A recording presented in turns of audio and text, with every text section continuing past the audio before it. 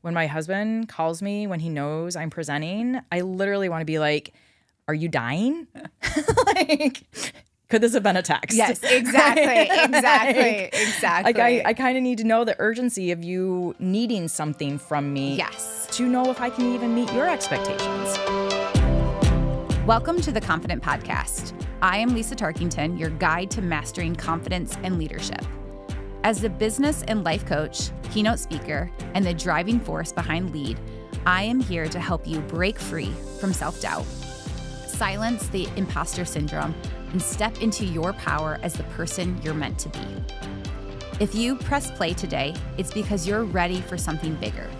Each week, I'll bring you real, raw conversations and actionable insights that will empower you to redefine your leadership, reclaim your confidence, and transform into the unstoppable force you've always known that you could be. This isn't just another podcast. It's a journey we're on together. So buckle up and let's dive into this transformation. Your next level awaits. Hi, everybody. Welcome to the Confident Podcast. I am your host, Lisa Tarkington. And as always, it's an honor to be in the seat talking to you about all things confidence and just honestly great conversations about life in general. Today's topic is going to be a great one. It's all about setting boundaries. We're going to talk about what is a boundary, how to set a boundary, what are some outcomes and goals that you might want with a boundary, and then also how to simplify it, because sometimes boundaries are not always black and white. Sometimes there's some gray area in there, and sometimes we need to be flexible.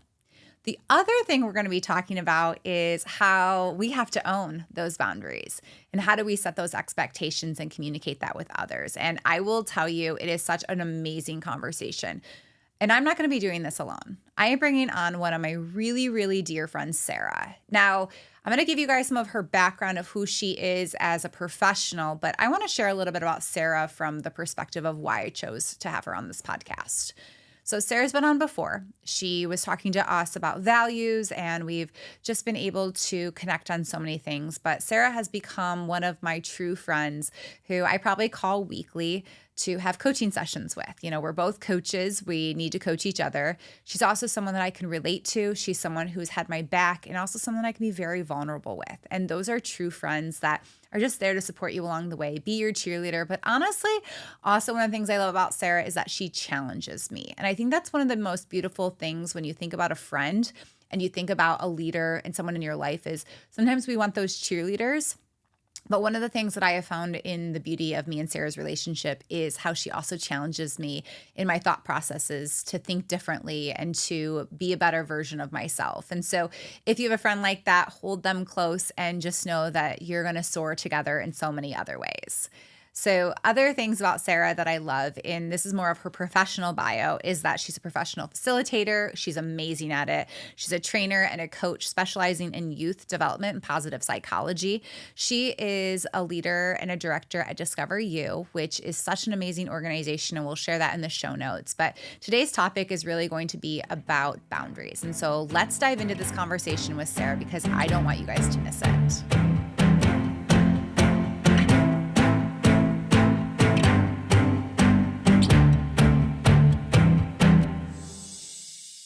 Well, welcome, Sarah, to the Confident Podcast. I am so excited to be talking to you today about setting boundaries, which is like going to be the frame of what we talk about. But, you know, you and I have known each other for years, so we might go off a little bit on different things. But for those that don't know you, I mean, you've been on a podcast of ours before. But for those that are new to the podcast, would you share a little bit about like yourself and just a little bit, about you? Yeah, who you are. I always think that's an interesting question, and I was trying to decide the boundaries with which I wanted to share that information within.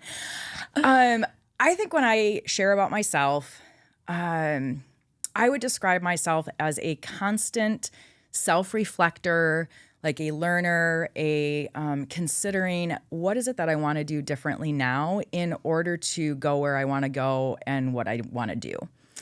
And that is in all of the environments of which I live my life. Like I'm a mom, I'm a grandmother, I work, I have friends. But in all of those spaces, I'm always thinking about like, who am I and how do I want to show up? And I think if I had to say, I always describe myself, it's actually in my bio, I am like a messy, simple lover of life. I love that. And that's like, so like when you say messy, tell me, what does that mean? Because I don't picture you as messy. Oh, that's so funny. Because I actually just described myself as buttoned up the other day. Yep. And so like that's pretty like contrary to like being messy. Yeah. I think if I consider myself messy, I'm willing to be spontaneous. I'm willing to be like, I don't know, like that didn't work out really well. And like I could have fallen flat on my face, but now I'm going to get up and I'm going to figure that out. Okay. I also feel like I do silly things. Like we were just talking last night with a guest in our home about all of the targets that I put on the wall when I was raising my son in painter's tape so we could have like Nerf gun wars. And so I think it's like that silly fun, like in the moment that I consider to be kind of like squishy and messy. Yes. Yes. So it's kind of like you have both. Yes. You know when to button up, you know when to be messy. Yeah. So if this is how you define yourself, then tell us like how you got to your career right now. Oh, yeah. Well, that's just like transformational change. Because I also think that could be messy too, right? Yeah, super. I love it. Actually, I was describing when I was talking about well-being the other day that my first career was in health and fitness. And I was a massage therapist as part of that. And I was a personal trainer. And then I came to a point in my life where I knew something needed to shift. And I had the opportunity to experience someone doing some life coaching for me.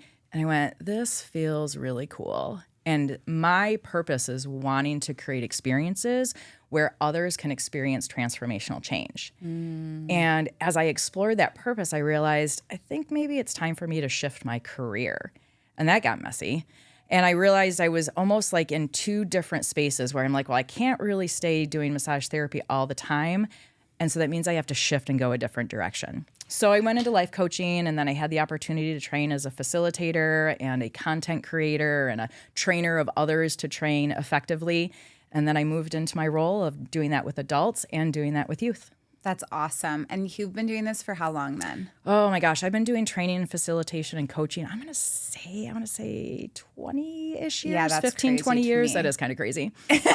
Yeah. But it's also awesome. Like I haven't known you for 20 years, but like Yeah. just the transformation I've seen in the last decade, I Yeah. would say, of like growth. And so with all of that probably comes messy boundaries, clear boundaries, like all the things. So just kind of like level set with me. So when you say, I'm going to set a boundary, or this is what a boundary looks like to me, what does that even mean?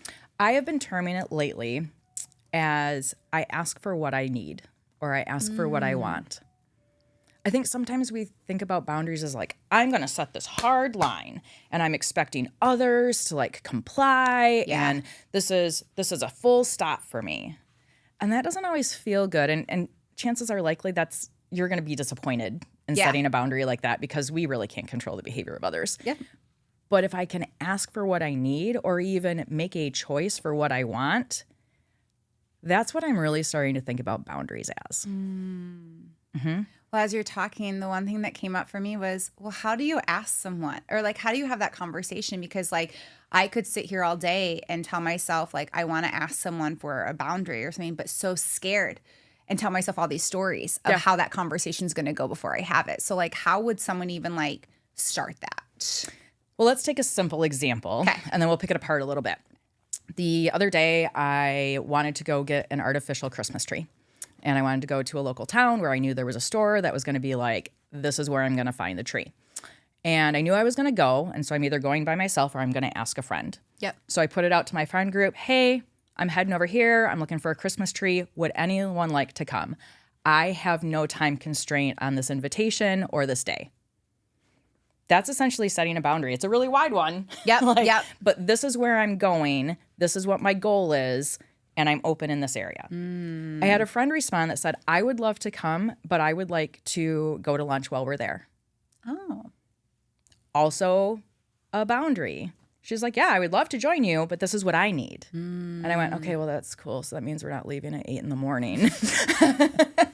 And I have to choose to adjust. And she says, what time do you want to go? I said, well, I'd like to get going as early as possible because it's going to be crowded. Cool. How about 9:30? Sounds great. So sometimes when we think about boundaries, it is literally just what's important to me, what's important to you, and how do we come to like a mutual agreement.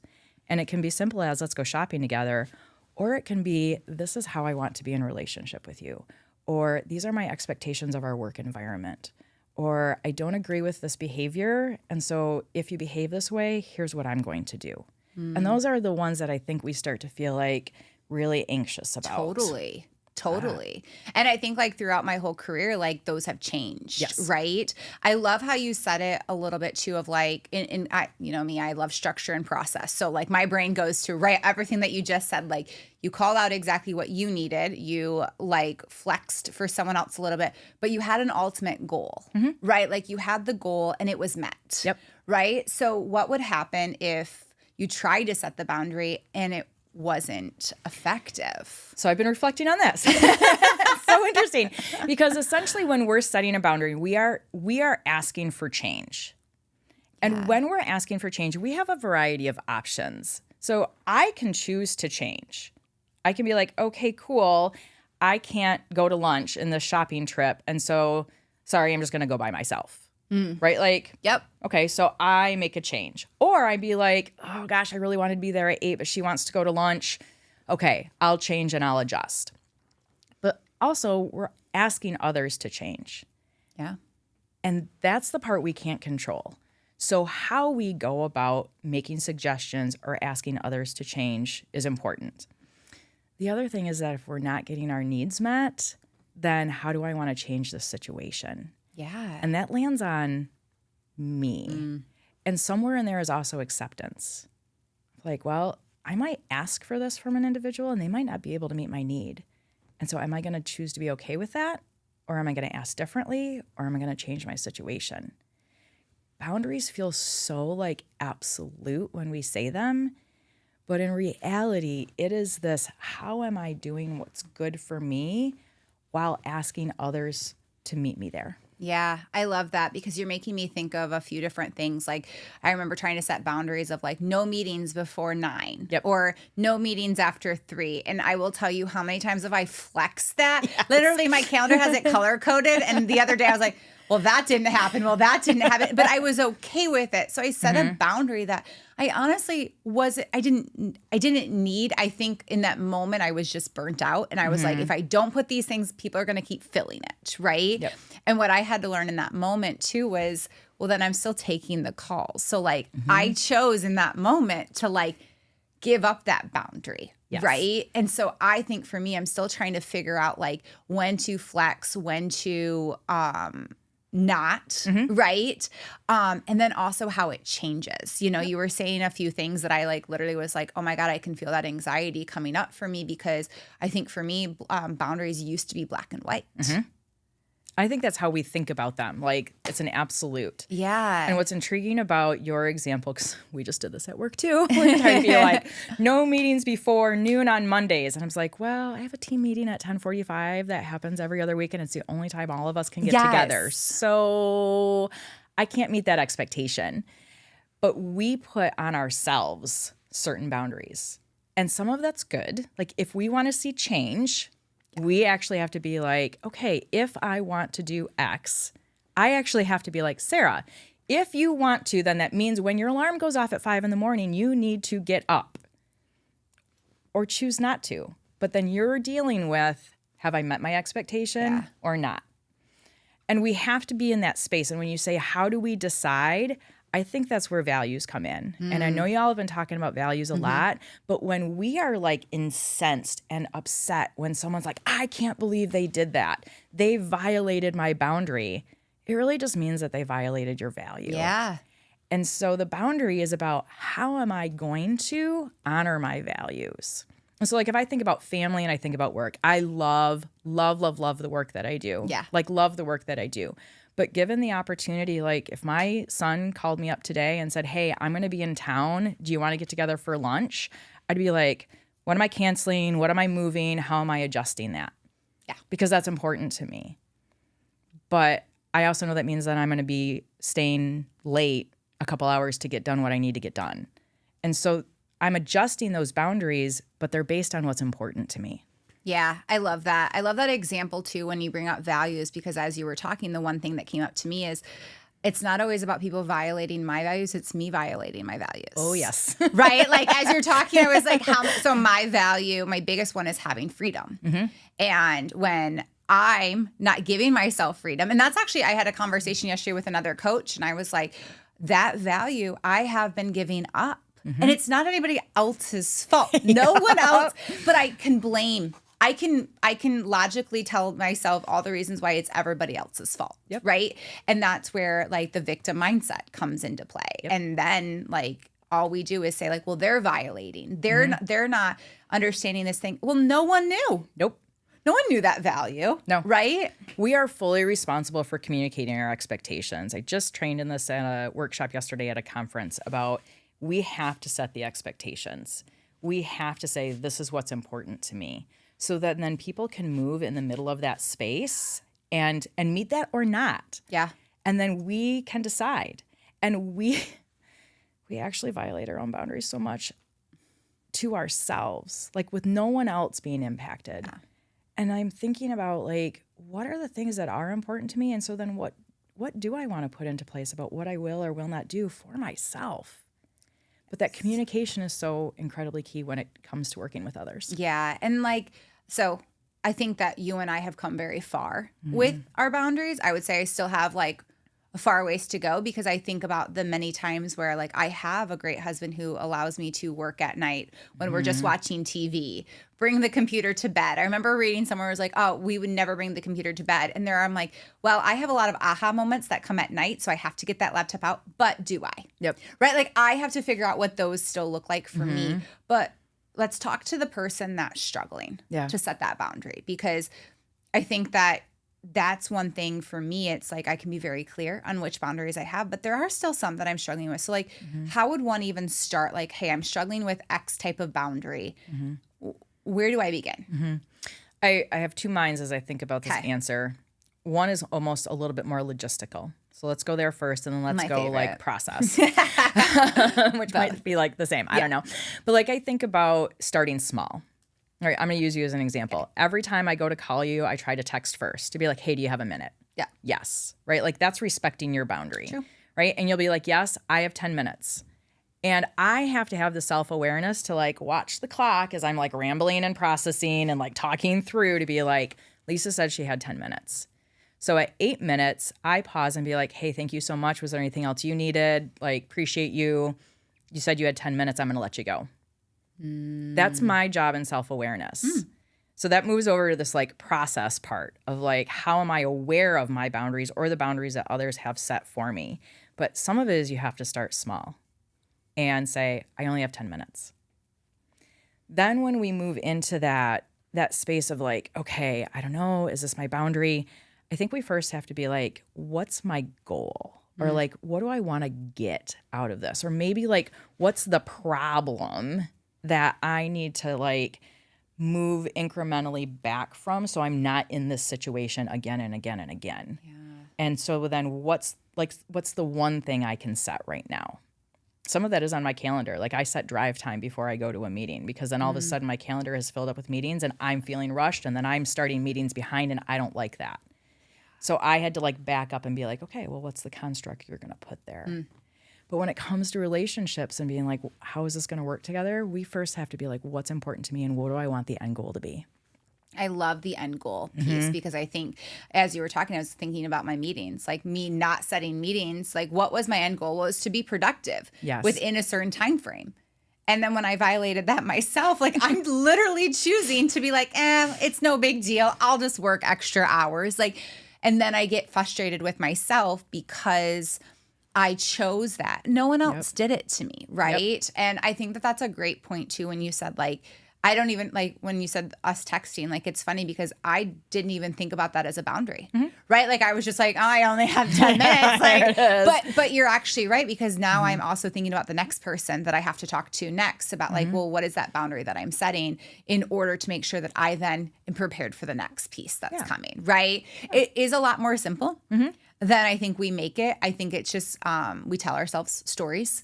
We kind of build up that anxiety inside. And also the other thing that you said that was very interesting is like, it's kind of on us. Yeah. Right? Like all of this is, you know? And let's say I was a person you really didn't want to spend 45 minutes talking to, even if you had those 45 minutes. Even if you're looking at that being like, oh, I love Sarah, but I don't have the mental and emotional energy for her rambling and her processing. And man, she never like gets to the point until it's right at the end, right? Like, sorry, that's a little bit about me. That's also possibly true. I get to the point faster when you only give me 10 minutes. Yeah. Like, let's say you didn't have the mental and emotional energy for that day. You can choose to be like, yeah, I do have time for you, but I really only have 10 minutes. You could have all day. True. But what is it that you need? That's a really good point. And I think that also reflects too on like feelings. Like, how are you feeling that day? Like, if you can move a meeting, like the guilt that might come with that, but like also choosing like, well, I'm not going to show up my best. No. Right? Like, I don't feel myself. Like, what do I need to do? Like, I move it. And then like, I think the one word that comes up sometimes when it comes to boundaries is I get envious of those who set the boundary. But then when I set the boundary, I feel the guilt. Several months ago, I was in that space of like, I am burning out. We are moving at a crazy pace. I sat down with my fellow directors and had the conversation, like had the hard conversation. I had thought about it. Like, I need to talk about our pace. I need to talk about what feels like intensity to me and how we keep on pushing one another, which is great. Yet what's the impact of that? And I had one of my co-directors look at me and say, you do realize you get to set your own schedule. Crap. Yeah, actually I do. Like, what's my contribution to my problem? Yes. And that is ringing. Like, I'm looking at my calendar for this week and I'm like, you have lost your mind, girl. Right. And so then what do I want to do to make that adjustment? Because I am responsible for my own schedule. Yeah. And even that like need to be needed when someone reaches out and is like, hey, can we get a meeting? And I need to talk about this, right? You have to prioritize, right? What are the things I absolutely need to get done? How am I getting those done? You know, what are those meetings that need some time and effort? And it's not that this person isn't important. It might just be like not yet or not this week or not right now. Yes. And we do get to contribute to those decisions. And we can even ask. I think that's one of the cool things. We ask for what we need, but we're also asking for the needs of others. Like, is this pressing? Can this wait a couple weeks? Yeah. Like, when my husband calls me when he knows I'm presenting, I literally want to be like, are you dying? Like, could this have been a text? Yes, exactly. Like, I kind of need to know the urgency of you needing something from me. Yes. To know if I can even meet your expectations. Yeah. Yeah. That's pretty beautiful. I mean, we've all been there, right? Like, people forget we work all day long, right? Like, yes, exactly. Well, and it just brings up a lot of things around boundaries of like, we get to choose, but then it's like, at the same time, like, it's really hard to say no. And then also to your point, like, clarity. Yes. I think clarity kind of came up when you were saying that, is like clarity on understanding, like, can this wait? Do I really need to take this right now? And it's funny, as you were talking to, like, I have a funeral I have to go to, and I had to block my calendar. And I was like, oh my goodness, I have free time. I had an hour beforehand before I had to start driving. And I was like, this is sad. I could have chose this all along, but I had to wait till I had a funeral to block the calendar, right? And guess what? Everything's going on as needed, right? The other thing that came up when you were talking is quality versus quantity too, because I think sometimes setting boundaries also is important, but it's also like, I have priorities that I have to meet. I have these things that like, we just did priorities for the month of November, and I like made this prospecting goal that I want to hit. And last night I'm laying in bed and I'm like, Lisa, why did you do that to yourself? That is quantity versus like quality, right? And I just like thought about that, and all it did was going to cause more stress versus like being very strategic with my time and my energy, and even like back to my boundaries. And it's funny how we do it to ourselves. Well, it's intriguing about what we're then teaching others and how we're leading and we're teaching our team. Yeah. So this is like, totally. I'm like this. Like, here's how boundaries are for me, right? Like, there has to be a little bit of flex somewhere in here. And when we set out our strategic goals, we are able to literally physically move them. If we're looking at it quarterly being like, yeah, somehow we lost our minds, or we were like really optimistic, or these 5 other things came into the picture that are actually things we have to say yes to, well, then that means something has to either shift or be said no to. Yeah. And some of that is boundary setting as it comes to process of work, strategy. It is making those choices and letting go of that, like, I have to do it all and it has to be perfect and it has to be this particular way. And I think the thing that really like catches me is when I am in that victim blaming mode of like, I can't believe this is how it is, and we're moving so fast, or this person did this thing to me. I have to be like, oh, wait a minute. What did I allow? What did I, and in any given moment, I can allow anything I want. Totally. Yep. I can be like, cool, they can say those things and I'm gonna let that go. Or they can say those things and I can be like, hey, can we talk about the words that you're using or the tone of voice that you're using? But when I shift into that, like they did this and blah, blah, and rah, rah, rah, I'm allowing something that is now affecting me mentally and emotionally, which is also a boundary space I can create. Like how much real estate, how much capacity do I want to give to someone else, especially if I haven't communicated my expectations? Yeah. And I think that what you also brought up when you were talking about all of that was, for me, the ego that kind of comes into play, right? Of like, well, we can't move that. We have to get these things done, or setting those expectations with others. And I know that I, for a long time, like I was married to my job. Kind of still married to my job, working on that. But I think that I've had to work on my team communicating that to me of like, okay, but remember, like we just added these 3 things. So what's coming off our plate? And I'm like, oh yeah, we have to figure those things out. So I think even as like,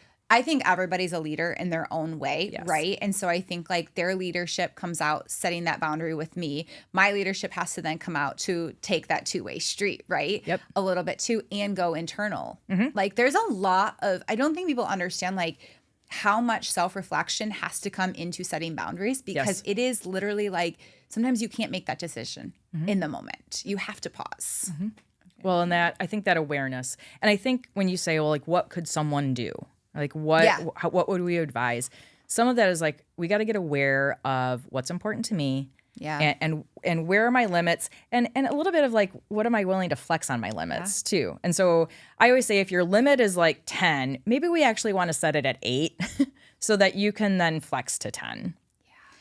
So we have to get self-aware. We have to decide what's important to us and where we want that to be. But we actually have to start practicing it in our own lives, so that then when we want to express boundaries to others, we feel strong in that I can actually do this because I have been doing it for me first.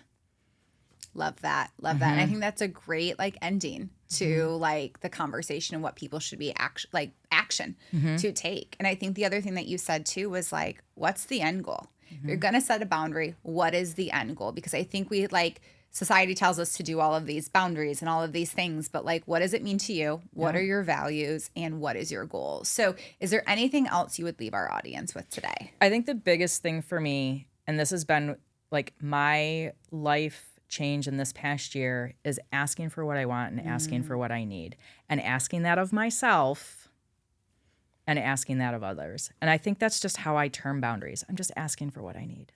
Love that. Love that. And I love how you flip that mindset a little bit too, because boundaries can come very black and white, like we talked earlier. And so what you're also allowing is some gray to be like, this might be something that I'll stay with a little bit, then I might flex a little bit. I'll figure it out as I go. So Sarah, thank you so much for being on the podcast today to talk about boundaries, but also like, honestly, I feel like it was a coaching session for myself too, like that story of my life. But it's like, it's a reminder of like, I get to choose. I also, when do I show up as a victim mindset, and when do I need to reframe those mindsets? So to kind of end, how can someone find you or connect with you? Oh, great. I love this. So I work at Discover You with the Rock Center for Youth Development in Midland, Michigan. So you can look me up. You can always find me through my emails there. You can reach me on LinkedIn. I've got a Facebook, but I tend to keep Facebook personal and my LinkedIn professional. So it depends on how you want to find me. If you want to go have coffee and like go kayaking, find me on Facebook. If you want to have some sort of deep reflective conversation about leadership, find me on LinkedIn. So we'll put all of that in the show notes. So thank you, Sarah, so much for being on the podcast today. You bet. It was a blast.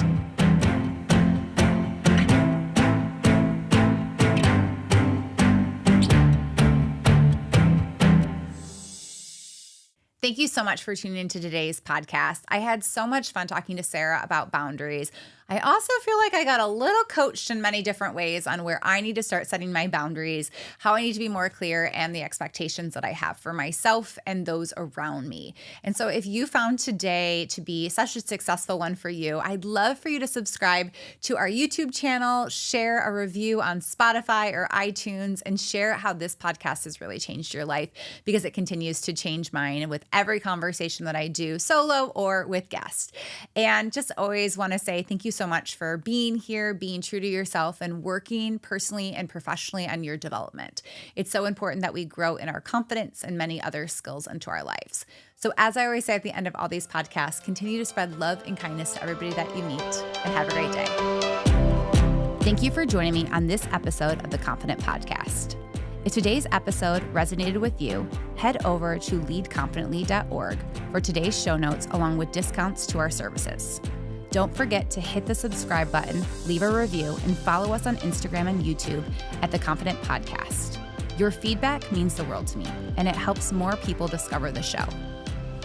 And hey, if you're feeling inspired to dive deeper, let's connect. You can find me on Instagram at Lisa Tarkington Official. Drop me a message and let's explore how I can support your journey to confidence and leadership. Remember, you have the power to choose confidence every single day. Keep showing up, keep striving, and keep believing in your potential. I'm cheering you on, and I'll see you next time.